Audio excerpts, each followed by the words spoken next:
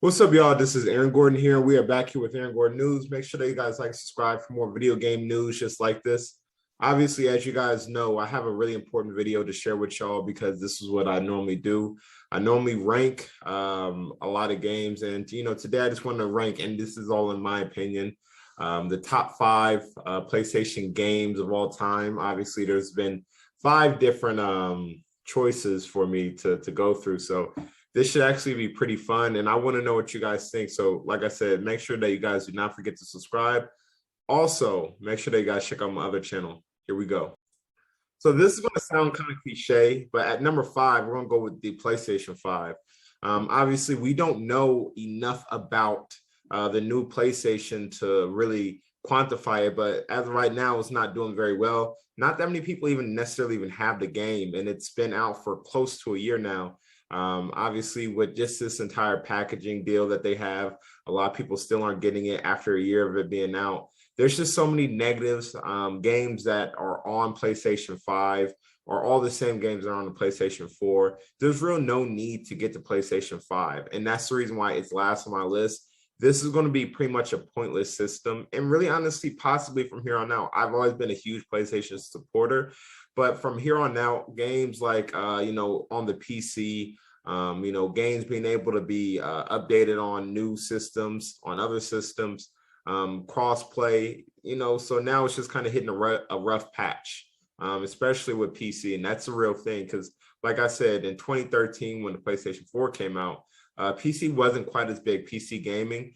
Now it's gotten really big, especially with the growth of Fortnite, gaming at home. So it's really taken a notch down, but that's the reason why the PlayStation 5 is last place, because it's really unneedable and really honestly unusable at this point. So at number four, I have the PlayStation 1. Yes, I do. I have the PlayStation 1. The reason is because it was very limited back then. It came out in 1994. Nobody was really alive back then.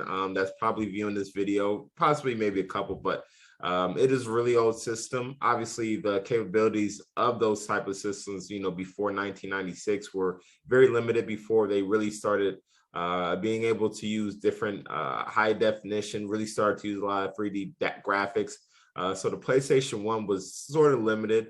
Crash Bandicoot definitely really helped out the PlayStation 1 because that was the only system you could play a Crash game on. And it really does give you a whole new perspective on what it really means to be a part of the full PlayStation community, because PlayStation 1 was absolutely wonderful. So I have to give it its credit. At number three, of course, we're going to go with the PlayStation 4. As most of you know, this is definitely one of my favorite consoles ever, but it's number three, and it's number three for a reason. We'll get to the reason why it's number three when you see number one and two, but the reason why it's number three is because it does pretty much everything, every single thing that you need. The PlayStation 4 has had some really good games. The issue that lies in the PlayStation 4 is that a lot of games that you get on PlayStation 4, you're starting to run into the same thing you get on PC. You can get on a lot of other systems. There's no real, true, I know that people talk about a lot of different things, possibly a Crash Bandicoot, maybe, but there's a lot of things that you can get on other systems. So it definitely lessens the value. There was quite a bit of a jump between PlayStation 3 and PlayStation 4, but not that big of a jump in terms of graphics. Even though we all know that 2006 year when the PlayStation 3 came out, that there was a big jump in graphics, but there was a little bit of a jump in graphics, not too bad, not too little. So it did update in that area. That's another reason why the PlayStation 5 was low on my list. There's no big, huge jump in graphics. It did jump a little bit, but it wasn't a big one. So that's in my personal opinion. PlayStation 4 is, really average in terms of the PlayStation community. In my personal opinion, it did its job and it was really innovative. Obviously, it wasn't jumping off the screen. People weren't just like, oh, wow, I really want to get the PlayStation 4. But, the PlayStation 4 was definitely a great game. I still really enjoy it today as well as the PlayStation 5. But at the end of the day, the PlayStation 4 did what it had to do, and it has a lot of great games today. Plus, I have to add that they also added PlayStation Plus, which changed a lot of different things. It made people a lot more aware. You could start downloading games, and it made everything just a little bit better on the power of what gaming truly is. So The whole online mode of not necessarily have to go in the store and buy a disc, and just a change, and that did change the way that we saw things, as well as the ability to have certain streaming sites such as Hulu. It made the system much more valuable, much better. Why not? At number 2, we're going to go with the PlayStation 3. Now, this one was pretty hard, but I did end up going with the PlayStation 3. Everyone knows what number 1 is, but the PlayStation 3 was really good because it had such a big jump in graphics between PlayStation 2 and PlayStation 3. The storage was much better. It wasn't just based on a small little memory card. It was a full hard drive. Just the ambiance of the game, starting the start screen, the amount of stuff that you could do from just the opening beginning from what you could do in the PlayStation 2, just a basic configuration. It was just much better. It gave you sort of an app platform, which was really cool, that I honestly do think that the PlayStation 5 stole a lot from. I think the PlayStation 5 stole more from the PlayStation 3 than PlayStation 4, if you really look at the format. But it definitely was a really unique experience. And honestly, I'm gonna keep it real with you guys. The PlayStation 3 is probably the most innovative game that there has ever been, from what it was from before to then, because it took really huge strides. Even though we all know how great the PlayStation 2 was, it just became so much of a better, more developed, more dynamic gaming system as a whole. Not necessarily games, but gaming system. And it really blew it out the park. In 2006, they made a huge jump. I can remember getting the PlayStation 3 and being like, wow, this is what I want. I'm so happy to have it.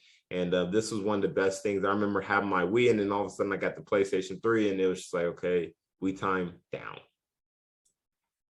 Last but not least, number 1 is PlayStation 2.